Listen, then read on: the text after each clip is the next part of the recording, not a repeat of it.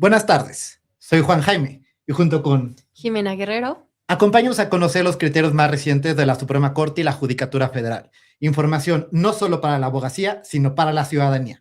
Comenzamos. Radar Judicial.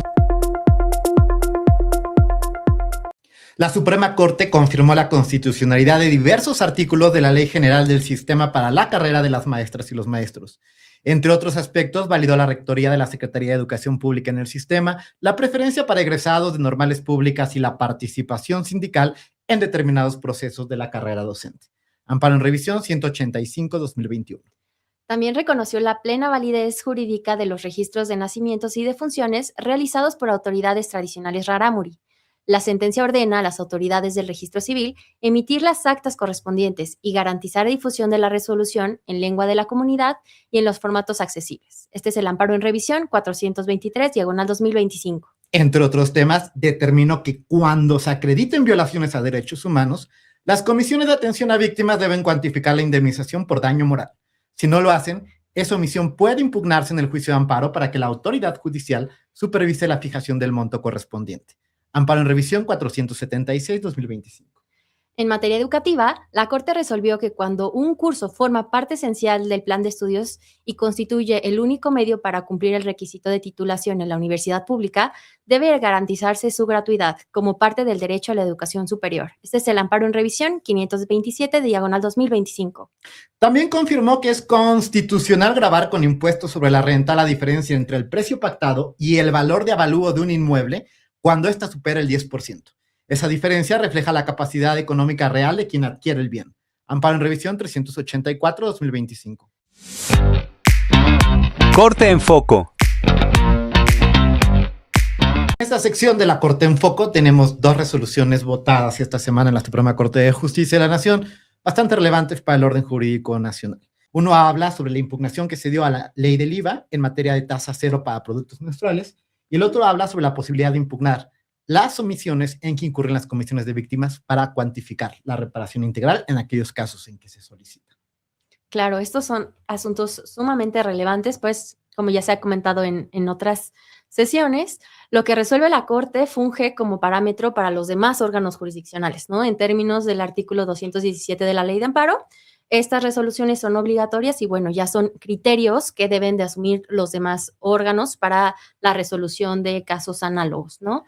Entramos, Juan Jaime, si quieres. Claro que sí, decir que, claro, además, la Corte funciona un poco distinto a los tribunales colegiados, funciona con un sistema de precedente obligatorio, único, entonces es suficiente un caso, cuando esté aprobado por la mayoría requerida para ello, para formar jurisprudencia en el orden jurídico nacional. El primero de ellos, amparo en revisión 551/2024. El amparo que se promovió por una empresa de supermercados, una cadena que comercializa productos, todo tipo de productos como cualquier supermercado. Pero en este caso específico estaba impugnando un artículo que es el artículo 2A de la Ley del Impuesto de Valor Agregado, donde se establece la tasa cero. La tasa cero la podemos conocer y la podemos encontrar a diversos artículos que compramos nosotros comúnmente en el supermercado, pero este artículo específicamente establece una tasa cero a ciertos productos menstruales, específicamente las toallas sanitarias, los tampones y las copas menstruales. Es decir, estos productos en todas las cadenas de supermercados, cuando ustedes asisten, tienen una tasa cero. Es decir, sí causan el IVA, pero no se refleja numéricamente.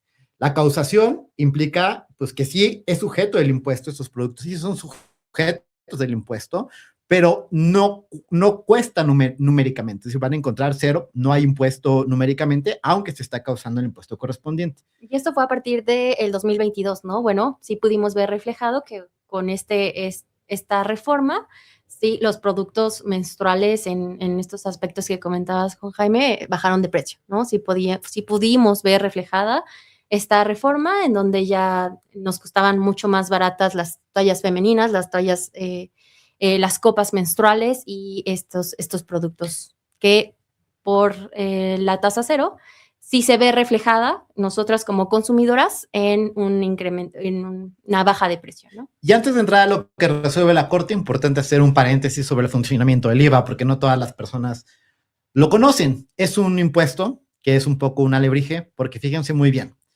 quien es sujeto del impuesto, quien lo causa, es las personas, en términos del artículo 1 de la Ley del Impuesto de Valor Agregado, que enajenen, o sea, los que venden, los sujetos que venden, en este caso, por ejemplo, la empresa correspondiente, la cadena de supermercados, quienes presten servicios, quienes presten también arrendamientos y quienes importen. Esos son los 4 supuestos, los 4 hechos imponibles, así se le llama en materia fiscal, pero son los 4 supuestos en los cuales se causa el impuesto.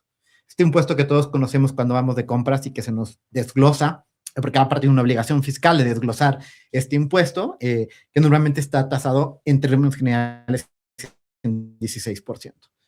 De manera que esta es la persona que lo causa, o sea, los sujetos son quienes enajenan, quienes les venden. Pero hay una cuestión que se utiliza en la doctrina jurídica fiscal específicamente que se llama la traslación. Esta traslación implica, palabras más, palabras menos, para la ciudadanía, que quien resiente la carga económica es el consumidor final. El IVA es un impuesto al consumo, en términos generales, con algunas particularidades. Esto significa que aunque quien causa el impuesto, quien es sujeto del impuesto es quien vende, lo traslada, o sea, se lo avienta. O sea, la carga económica la termina pagando el consumidor final. Como ustedes cuando van al supermercado y compran los productos, ustedes son los que pagan el IVA, pero ustedes no lo causaron, lo causó quien enajenó. Ese que enajena se llama retenedor. Entonces, ustedes le entregan el 16% del IVA, el enajenador lo retiene y como es el causante del impuesto, lo entrega al fisco. Y por eso la dinámica que comentaba ahora Jimena sobre cómo pueden resentir las personas una tasa cero, porque Claro. finalmente está la traslación del impuesto. Sí, con esta mecánica, bueno, tenemos que, ya enfocados en este asunto, a partir del año 2022 se previó que para 3 productos de higiene menstrual se pudiera establecer esta tasa que implicaba, al final de cuentas, como lo acabas de decir, Juan Jaime, que para los consumidores es una reducción en el precio, ¿no? Entonces, en ese sentido, esta empresa, vamos a decirlo, es Walmart, ¿no? Ya es público. Fue Walmart quien acudió al juicio de amparo y señaló que estos productos, pues en realidad estaban enfocados a productos de higiene menstrual, pero había otros tantos. Había más productos, hay más productos vinculados para ese fin y no recibieron el mismo tratamiento, es decir, no tienen tasa cero. Entonces, eso es lo que impugnó esta cadena de venta, en donde lo que ellos estaban planteando era el hecho de que los mismos productos que tenían la misma finalidad no tuvieran esta tasa cero, ¿no? En términos de justicia constitucional fiscal, esto se le llama equidad tributaria. La equidad tributaria implica un poco, palabras más, palabras menos, que a similares supuestos de hecho se les den similares consecuencias jurídicas. Cierto es que hay gran libertad de configuración legislativa en materia fiscal para diseñar impuestos en muchos aspectos. Por ejemplo, en aquellos que tienen fines extrafiscales, por ejemplo, en materia de los impuestos del Impuesto Especial sobre Producción y Servicios que cobran los cigarros, las bebidas energizantes, etcétera. Y hay cierta libertad. Sin embargo, este principio, lo que nos postula constitucionalmente hablando, desde términos de justicia constitucional fiscal, es que a similares supuestos de hecho le den similares consecuencias de derecho respecto a las cargas tributarias. De manera que si el legislador está apreciando, pues que estos productos requieren, en términos de política fiscal, al momento de implementar la norma, esta tasa, justamente el alegato tenía que ver con por qué los otros no. Ese es básicamente el planteamiento al que asiste esta cadena de supermercados, que además, como decimos, es quien causa el impuesto.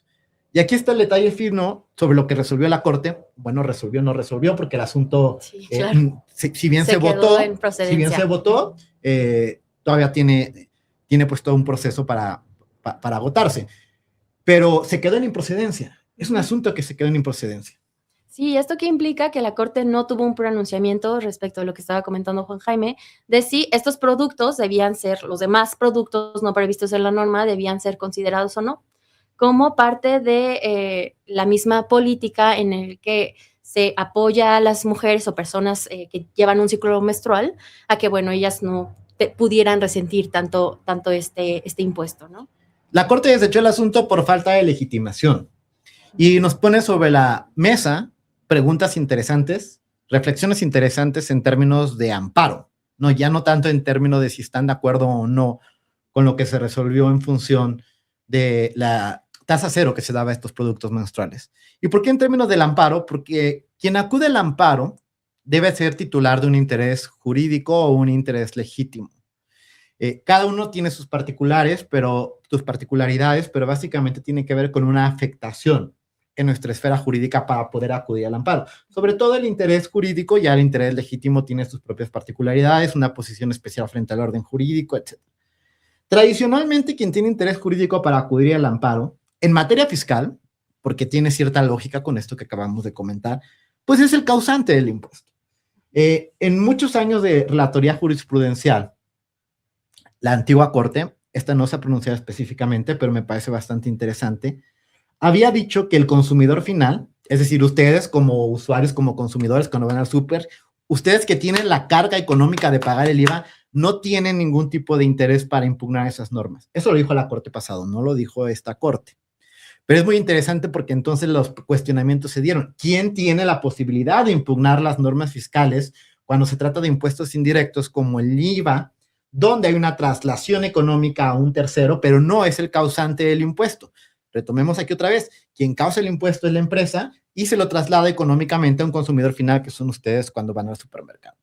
Si tradicionalmente habíamos dicho, o se había dicho en la Corte, que el consumidor final, en cuanto resiente la carga económica del IVA, no tenía o no tiene, eso es una discusión a futuro, interés para impugnar la norma, y ahora cuestionamos la legitimación de una empresa causante de un impuesto para impugnarla, pues nos pone en una reflexión sobre, ¿estamos ante una norma blindada? Porque en este sentido, si no tienen legitimación las personas que pagan los impuestos a los cuales se les traslada y tampoco las que lo enajenan, en este caso la empresa no se le reconoció legitimación para impugnar estas normas, pues en realidad nadie la tiene, ¿no? Nadie podría impugnar este tipo de normas para hacer valer este tipo de conceptos de violación que al final reflejarían un impacto en el análisis constitucional de la equidad tributaria, sí, y también yo creo que de manera paralela en derechos de personas y de mujeres con ciclos menstruales que se les va a ver reflejado por estos mecanismos. Porque al final de cuentas se quedó en un tema de procedencia. Sí. Le está sumando o está estableciendo una calificación específica al interés que tienes que tener a partir casi del objeto material que tiene la norma. No hubo un pronunciamiento de fondo, no hubo un pronunciamiento en el fondo donde dijeran esto viola o no viola equidad tributaria, sino en procedencia lo que se dijo es, tu cadena de supermercados no tienes la representación de los derechos que impugnas y que haces valer aquí. Claro, hay muchas cosas en términos de género, en términos de derechos de las mujeres, etcétera, pero al final de cuentas, y por eso empezaba aquí, la litis se sustenta en equidad tributaria. Y la equidad tributaria no es un tema ni de género, y tiene sus matices al momento de analizar las razones que tuvo el legislador para tomar esa decisión de política fiscal. Pero no es el argumento constitucional que califica la procedencia de un asunto. Pero bueno, se los dejamos a consideración, a reflexión. Déjenos en los comentarios qué opinan y estaremos monitoreando pues cómo puede trascender esto en términos de interés jurídico para la impugnación para del juicio de amparo en normas fiscales, particularmente ahora que el amparo fiscal además se está moviendo bastante en términos generales. Se los dejamos a consideración. Segundo asunto, Corte en foco. Amparo en revisión 476-2025. Sí, este asunto tuvo que ver principalmente con la facultad que tienen los órganos de amparo, con los jueces, para determinar el cálculo de aquellos que se habían realizado respecto de violaciones a derechos humanos y su indemnización. Claro, pensemos que la cadena procesal más o menos es así. Una persona alega violaciones a derechos fundamentales, a derechos humanos, violaciones graves a derechos humanos, y va y hay unas instituciones que se llaman comisiones de atención a víctimas. En la federal hay comisiones de atención a víctimas locales, tienen cierto presupuesto asignado para indemnizar, para reparaciones integrales, etc. Entonces, va la persona y aquí pueden suceder por lo menos dos circunstancias fácticas. La primera es que la comisión de atención a víctimas correspondiente no cuantifique por lo que quieran, porque no le dio trámite a tu petición, porque la considerara improcedente, porque la desechara, etc. O porque no la considerara víctima. O porque no la considerara víctima. Ese es un desechamiento, ¿no? Es una especie de, de poner una barrera y decir, no, aquí no. La otra es que efectivamente se cuantifique una indemnización, obviamente asignándole la calidad de víctima a la parte, sea una cuantificación y entonces llegamos a un monto indemnizatorio correspondiente que se entrega. Tenemos estos dos supuestos y a partir de aquí, bueno, pues ambos son impugnables. Los supuestos ambos son impugnables mediante el juicio de amparo. Mediante el juicio de amparo. Ya sea la omisión de pronunciarse por alguna de estas circunstancias que podemos comentar sobre la calidad de víctima y en todo caso su monto indemnizatorio, o sobre el monto establecido inicialmente por la Comisión de Víctimas. Y eso es muy relevante porque al final, siempre o regularmente, cuando se calcula un monto, lo que se hace es la impugnación. ¿Por qué? Porque se considera que este monto no es adecuado, no genera una protección integral a la víctima. Y bueno, al final, cuando se impugna este monto, los jueces de amparo tenían la potestad o tienen la potestad con este criterio de establecer la cantidad fijada como reparación integral no es adecuada. Y entonces ellos tienen la facultad y la potestad de recalcular ese monto para determinar cuál es el monto adecuado a su reparación integral del daño. ¿Qué es lo que pasaba antes? Bueno, teníamos un monto, ese monto se impugnaba por la vía de amparo, y en el análisis decías, le faltó esto, le faltó aquello, no tenía esta consideración, núcleo de la reparación integral, te lo regreso a ti, autoridad responsable, en este caso la Comisión de Víctimas, para que vuelva a ser una cuantificación. Sin embargo, también es una cadena interminable de cuantificaciones. Y pues la justicia que no es pronta tampoco es justicia. Y estas personas que además ya tienen reconocida la calidad de víctima y que llevan años litigando pues una reparación integral, pues resulta además, pues yo creo que bastante frustrante que los asuntos vayan y vengan.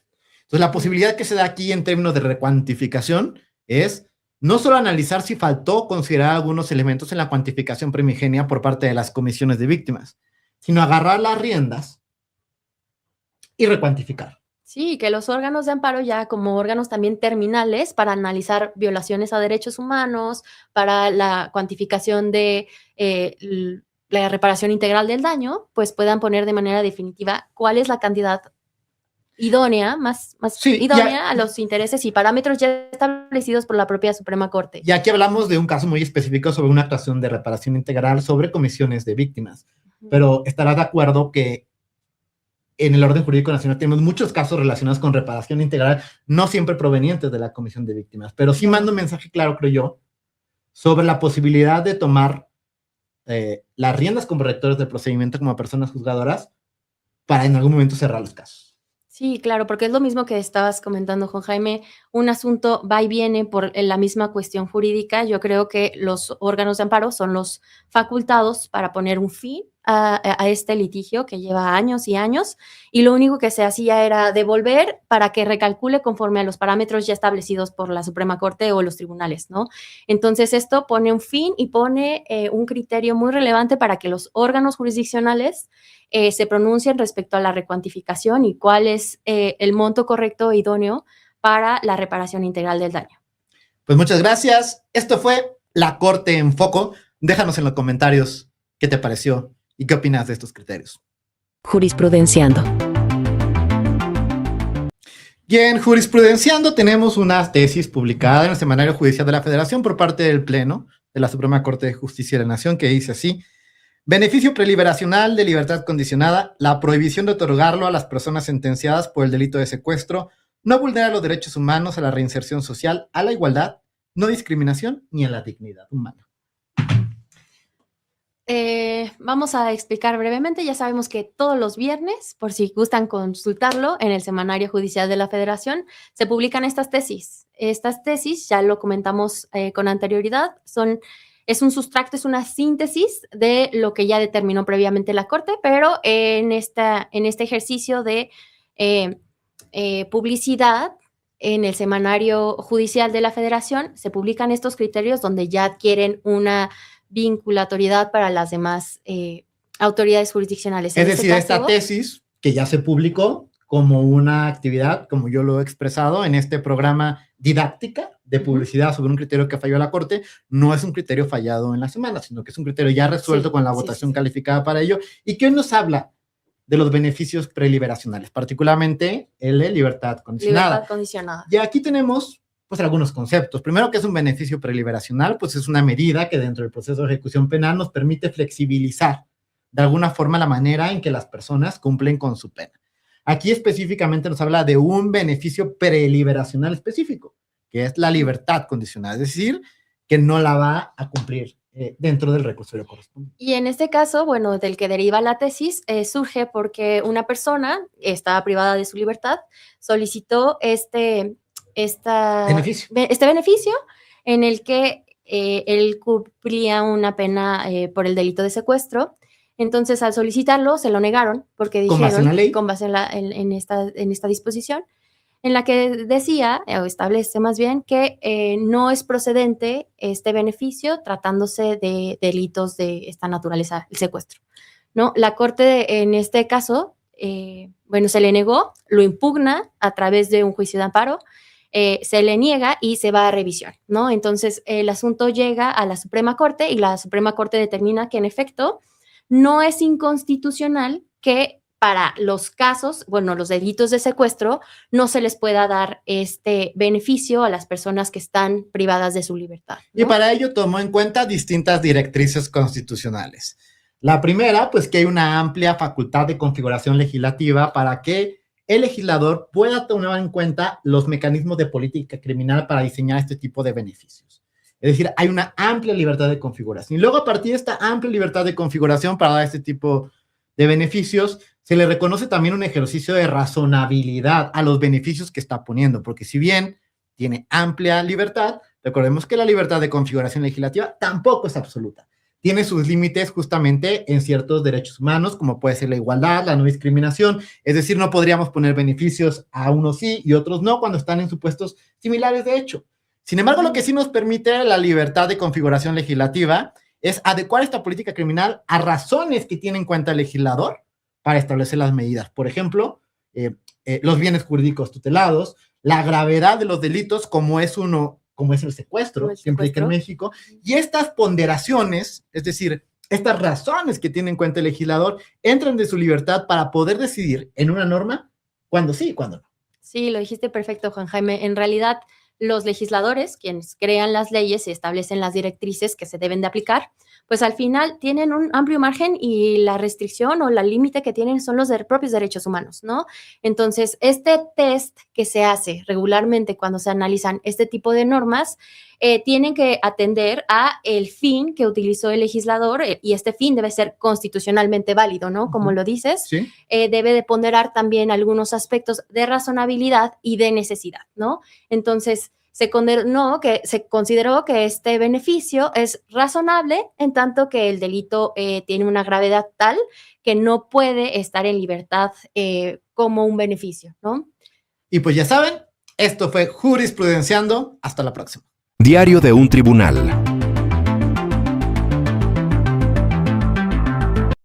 Y este es Diario de un Tribunal. Y hoy Jimena nos va a explicar qué es un engrose. En palabras sencillas. En palabras sencillas. Claro que sí. Un engrose es aquel documento final, es decir, primero quiero comentarles algo.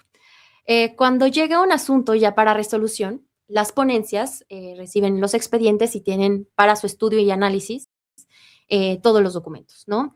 Con base en ello, elaboran un proyecto. Este proyecto se pone a consideración, si es un órgano colegiado, desde luego, se pone a consideración de todos los demás integrantes del tribunal y ahí es cuando, previa lista, se vota y se decide si se está a favor o en contra del proyecto. Y se discute en ocasiones. Bueno, Sí. Hay veces que es una votación sencilla, pero hay veces que se discute aportando consideraciones o discutiendo. Y eso es muy importante porque en esta discusión, si llegara a un consenso mayoritario para decidir agregar más razones, más argumentos a ese proyecto de sentencia, se tiene que agregar ya al documento final. A este documento final lo llamamos engrose. Y se engrosa el proyecto y este se vuelve sentencia. Entonces, en este deben de venir toda la argumentación o las consideraciones que la mayoría de los integrantes del tribunal consideraron para resolver ese asunto en específico. Con la Entonces, votación respectiva y todos los... exactamente. Tenemos En ese consideraciones. documento final ya se pone la fecha de sesión y se pone la votación y en caso si existió algún voto concurrente, voto particular, alguna disidencia, y esto es cuando ya se culmina con el proyecto de resolución, pasa a ser una sentencia y posteriormente a un engrose. ¿Cómo se engrosa cuando tienes 10 concurrentes? 9. Muy complicado. Mejor hay que generar consensos para... Sí, ha habido algunas experiencias a lo largo de la Corte, no solo de esta Corte, sino de la anterior, cuando, Sí. cuando hay tantas concurrencias sobre las consideraciones, porque debería reflejar un engrose, además eso es importante decir, el engrose debe reflejar las consideraciones mayoritarias mayoría, cuando son sí. órganos colegiados. Eso implica entonces que cuando hay tantas concurrencias, básicamente son engroses, o sea, sentencias descafeinadas. O sea, lo que tendrías que hacer es cortar en la sentencia hasta que quede, pues, la columna vertebral del consenso mayoritario y luego, pues, los votos concurrentes. En otra edición de Diario de un Tribunal hablaremos también de votos. Pero bueno, ojo, proyecto, discusión y engrose. Proyecto de discusión y engrose. Y esto fue La Corte en Corto, información no solo para la abogacía, sino para la ciudadanía. Hasta la próxima.